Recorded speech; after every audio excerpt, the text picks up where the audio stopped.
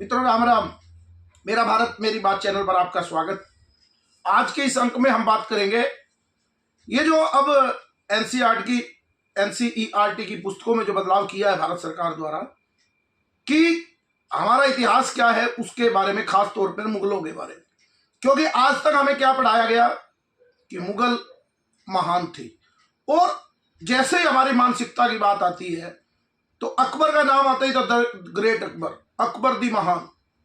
शर्म आती है कई बारी कई चीजें पढ़ते हुए सुनते हुए कि जिन्होंने हमारे पूर्वजों के साथ हमारा धर्म बदलवाने का प्रयास किया, हमारी बहू बेटियां जो पूर्वज हमारे थे उनको जोहर करने के लिए मजबूर किया गया। उन्होंने जोहर किया यानी अपने आप को आत्मदाह करना कि हमारी इज्जत पर ये मुगल शासक हाथ ना डाल पाए।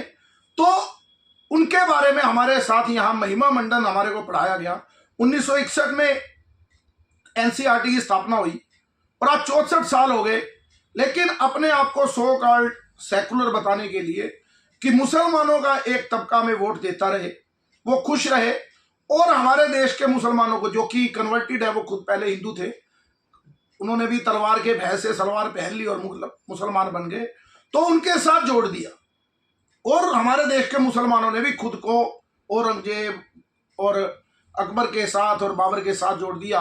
आपने देखा होगा राम मंदिर का मामला कितना चला, क्योंकि वो कहते हैं कि हमारे पूर्वज वही थे जो बाहर से आए थे, जो मुगल आक्रांता, उनको वो शासक मानते। हमें समझना चाहिए हमारे इतिहासकारों ने क्या पढ़ाया।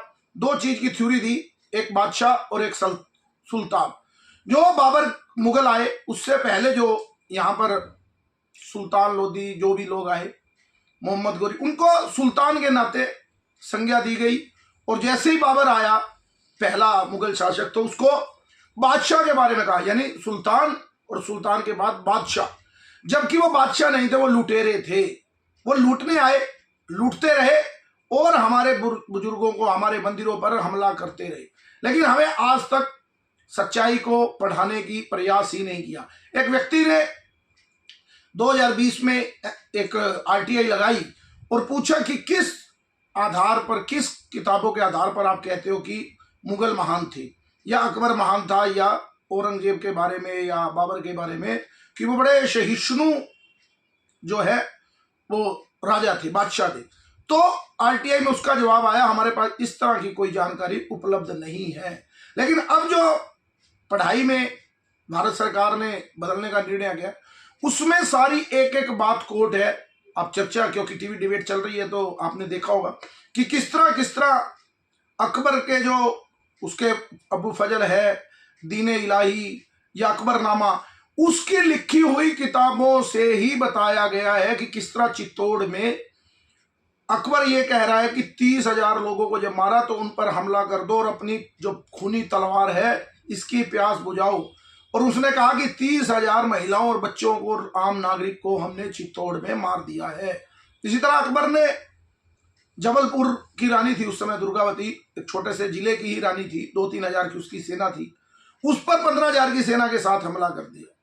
लेकिन उसने युद्ध किया और बेचारी का उस दिन उसके बेटे की शादी की तैयारियां उसकी चल रही थी, तो उनकी जो होने वाली पुत्रवती थी और जो उसकी एक और लड़की थी वो कहीं छुपी हुई थी, सबको मारकर उसको ले गए और वेश्यालय में डाल दिया। ये अकबरनामा में ही लिखा है कि इतने क्रूर लोग वो थे।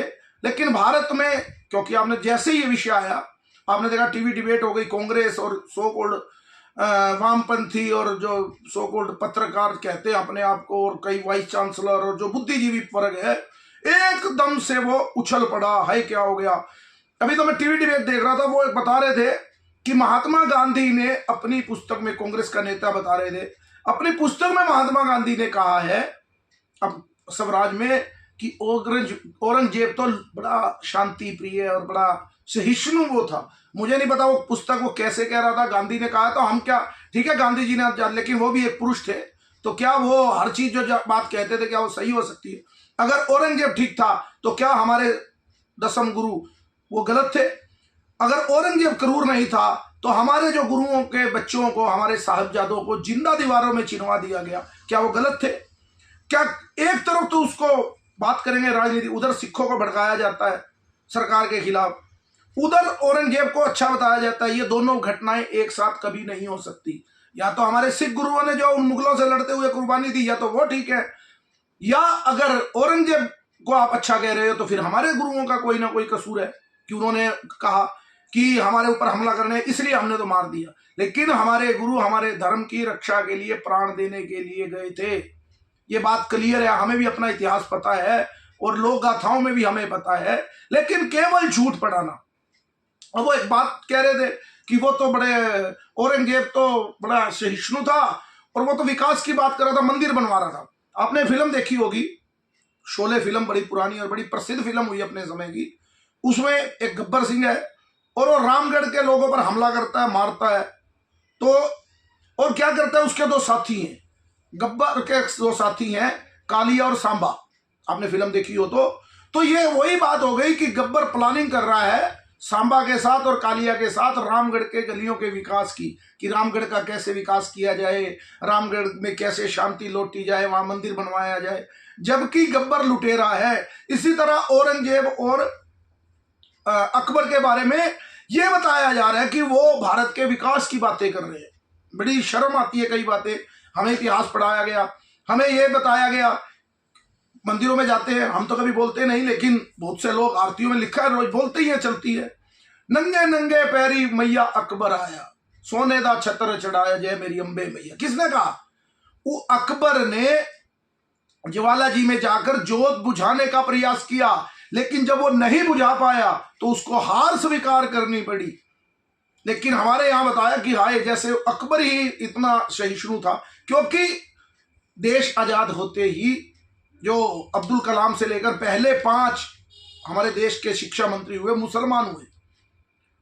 वो मदरसे में पढ़ने वाले लोग हमारे हिंदुओं के बारे या हमारे भारत के इतिहास के बारे में क्या बताएंगे? वो तो कुछ जो उनकी एक रणनीति थी वामपंथी और मुस्लिमों की मिली हुई, तो हमें झूठ पढ़ाने का ही प्रयास किया।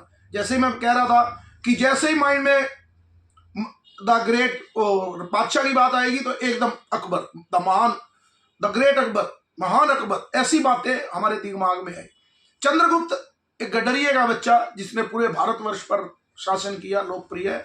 चाणक्य उसके सलाहकार के रूप में उन्होंने उस गडरिये के बच्चे को कहा, वो हमें नहीं बताया, हमारे बच्चों को वो नहीं पढ़ाया गया, लेकिन हमें ये पता है बाबर, बाबर के बाद हुमायूं, हुमायूं के बाद अकबर, अकबर के बाद जो भी इनके आए सभी मुगलों के बारे में हमें बताया गया। मोहम्मद गौरी हमारे यहाँ लूट कर ले, मोहम्मद गजनवी 17 बार सोमनाथ पर अटैक करता है, हमारे मंदिरों का सोना लूटते हैं। कई लोग कहते हैं कि हिंदू राजाओं की भी तो लड़ाई होती थी। अरे वो हिंदू राजा लड़ते थे आपस में एक टेरिटरी के लिए, क्या किसी के मंदिरों को तोड़ा है? क्या किसी मस्जिद पर हमला किया क्या हिंदू राजा ने? कभी किया हो तो बताओ। लेकिन ये जो सो कॉल्ड टीवी पर डिबेट में आते हैं, बड़ी पीड़ाएं होती है कई बार इन बातों को देखकर कि ये देश किस ओर जा रहा है, क्योंकि सीधी सीधी विचार की लड़ाई है। ये कहा जाता है कि देश का जैसे ही सुधार की बात आती है, क्योंकि देश की आजादी की लड़ाई किस लिए लड़ी गई? इसलिए लड़ी गई थी कि हमारा स्वयं का तंत्र हो, स्वतंत्र। स्व का मतलब हमारा और तंत्र का मतलब जो हमारा सिस्टम है वो हो। इसलिए देश की लड़ाई लड़ाई गई थी, या इसलिए कि हम अपने बुजुर्गों ने, मैं तो प्रणाम करता हूं अपने बुजुर्गों को, जिन्होंने अपने धर्म की रक्षा करते करते अपने प्राण दिए और 800 वर्ष इन मुगलों के आक्रांताओं से बचाकर भी, इतने कष्ट सहन करके, उसके बावजूद भी हमारे धर्म को आज तक सुरक्षित रखा। तो ये मैं तो वंदन करता हूं अपने बुजुर्गों को, अपने पूर्वजों को, कि कितनी कुर्बानियां दी होंगी उन्होंने। लेकिन हमें ये नहीं पढ़ाया गया कि हमने अपने पूर्वजों ने क्या, हमारा इतिहास रहा, कितनी कुर्बानियां। जो कांग्रेस में है वो तो स्वतंत्रता सेनानी है, बाकी जो दूसरे लोग हैं जो आज कांग्रेस में नहीं है, तो वो जैसे हेमंत विश्व शर्मा की बात कर लीजिए कि वो कांग्रेस में था तो वो स्वतंत्रता सेनानी था, क्योंकि उन्होंने कांग्रेस में था तो स्वतंत्रता सेनानी है, यानी देश की स्वतंत्रता के लिए काम किया है। आज वो बीजेपी में चले गए तो वो स्वतंत्रता सेनानी का सर्टिफिकेट उनका चला गया। इस तरह का क्रूर मजाक इस भारत में शिक्षा पद्धति में हमारे साथ किया गया। कई बातें जहन में आती हैं, क्योंकि जो बातें अब चल रही हैं, जो पढ़ाई आ रही है, वो अकबरनामा में क्या लिखा है, खुद अकबर अपने जो उनके गुणगान करने वाले दरबारी थे उनकी पुस्तकों में है कि किस तरह हमला करना है, कैसे ज्ञानवापी को तोड़ना है, कैसे जजिया कर लाना है, लगाना है औरंगजेब ने। यानी कि हमारे महाराणा प्रताप, शिवाजी, गुरु गोविंद सिंह, गुरु तेग बहादुर और रानी लक्ष्मीबाई, ये उससे पहले कितने लोग हुए। 1500 काल जो हमारा भक्ति काल है, संत ज्ञानेश्वर, कबीर, तुलसी, उनके बारे में हमें नहीं बताया गया। हमारे योद्धाओं के बारे में हमें कभी नहीं बताया जाता। हमें क्या बताया जाता है कि मुगल बड़े न्यायप्रिय थे, बड़े अच्छे बादशाह थे। और तो और भारत में तब तो सड़कें आप भी जानते होंगे क्या सड़कें रही होंगी, टूटी फूटी सड़कें। चलो दिल्ली की कुछ सड़कें थी, Babar road, Humayun road, Akbar road, यानी कि सड़कों का नाम भी आज से 500 वर्ष पूर्व के जो लुटेरे भारत में आए थे, और ये कहते हैं कि वो बादशाह थे।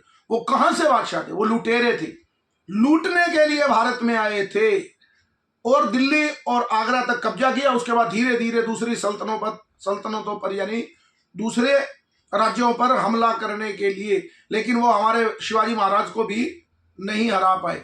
साउथ में वो नहीं ज्यादा पहुंच पाए क्योंकि बीच में ही उनको रोक लिया गया। तो बहुत से सेकुलर लोग कभी चोल की बात करेंगे, यानी हिंदू राजाओं का अपमान करना शुरू कर देते हैं टीवी डिबेट पर बैठकर, केवल इसलिए कि मुगलों को गाली ना पड़े। ये देश की आज स्थिति है, हमें समझना होगा। जैसे मैंने कहा कि मुगलों का जो इतिहास है वो केवल क्रूर और क्रूर था, अब उसको बदलने का प्रयास है। तो ये लोग भगवाकरण के नाम पर की राजनीति कर रही है बीजेपी, यानी मुसलमान, क्योंकि पाकिस्तान में, क्योंकि मैंने जैसे कहा कि सुल्तान और जो अलग अलग वो लोग थे वो आपस में लड़ रहे थे, तो उसमें कोई बात नहीं, लड़ रहे हैं वो, तो उसके बाद आपस में तो वो लड़ रहे हैं सुल्तान और वो। लेकिन हमारे यहाँ के मुसलमानों ने सुल्तान के साथ भी अपना नाम जोड़ा, मोहम्मद गोरी कोई मुगल नहीं था, उसके साथ भी अपना नाम जोड़ा, और बाबर के साथ भी। आपने देखा होगा राम जन्मभूमि में कितनी तकलीफ हुई, क्योंकि यहाँ का मुसलमान जो अधिकतर है वो आज भी, जबकि वो कन्वर्टेड है, वो डर के मारे सलवार पहनी है, लेकिन वो अपने आप को उन्हीं को अपना आदर्श मानता है। आज घर घर में औरंगजेब अकबर बैठे हैं। आज किसी भी मोहल्ले में हिंदू की यात्रा नहीं जा सकती मुस्लिम इलाकों से, वही स्थिति उस समय थी। आज जगह जगह वही स्थिति है कि जब भी इनका ताजिया निकलेगा तो हमें डर है, हमारी कावड़ यात्रा निकलेगी तो भी हमें डर है। अगर हम अपना शुद्ध भोजन करना चाहेंगे तो सेकुलरिज्म इस देश का खत्म हो जाएगा। अब मैंने जैसे कहा, एक महात्मा गांधी जी ने एक गीत था, हमारा भजन है ईश्वर, जिसमें उन्होंने डाल दिया ईश्वर अल्लाह तेरो नाम सबको सन्मति दे भगवान, रघुपति राघव राजा राम, यानी उसमें भी मिक्स कर दिया महात्मा गांधी जी ने। और वो केवल हिंदू मंदिरों में चलता है। हमें तो सन्मति है, हमें एक रहना है, क्योंकि हम वसुधैव कुटुंबकम की बात करते हैं। लेकिन जिन लोगों को एक शौक है कि गजवाए हिंद कर रहे हैं, उनकी मस्जिदों में क्या महात्मा गांधी ये भजन चला पाए कि सबको सन्मति दे ईश्वर अल्लाह तेरो नाम सबको सन्मति दे भगवान। आप भी इतने वर्षों जी रहे, 1947 से हमारे बुजुर्ग जी हैं, हमें भी 50-50 साल हो गए, हमने तो आज तक कभी इस भारत में ये गीत किसी मस्जिद से चलता हुआ नहीं सुना, लेकिन मंदिरों में चलता है। जैसे हिंदू ही बिगड़ा हुआ है, उसको सन्मति दे। मुसलमानों को सन्मति की इस देश में कोई जरूरत नहीं है, क्योंकि यहाँ औरंगजेब को भी क्या कहेंगे कि वो आक्रांता नहीं, एक महान शासक था, बड़ा न्यायप्रिय शासक था। जबकि उसने अपने भाई दारा शिकोह, जो उपनिषदों का उसने अपनी भाषा में उपनिषदों को लिखा, वो हिंदू धर्म को मानने वाला था, उसका कत्ल किया और अपने पिता का कत्ल किया।